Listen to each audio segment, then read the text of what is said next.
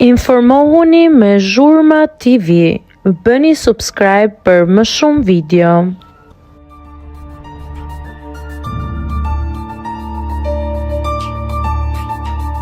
Miri trazon rjetin, shfaqet me orë 80.000 euroshe.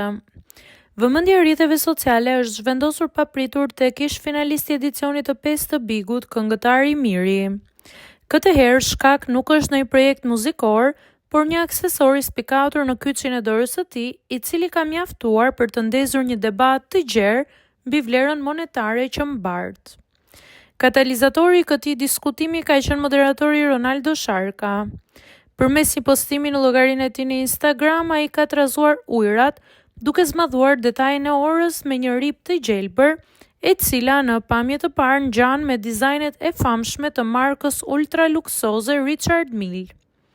Megjithatë, ashtu siç ndodh rëndom në raste të tilla, në rrjet qarkullon fort edhe hipoteza se aksesori mund të jetë thjesht një imitim dhe jo origjinali. Për ta bërë situatën edhe më interesante, Sharka ka lëshuar një koment ngacmues, duke ironizuar motivin e vërtet të Mirit për të garuar në formatin televiziv, nëse ai vërtet mban një pasuri të tillë në dorë. Miri dhe vetëm Richard Mille, këngëtari dhe njëherë as i finalisti i Bigut, është shfaqur mbrëmjen e djeshme me një orë të markës Richard Mille.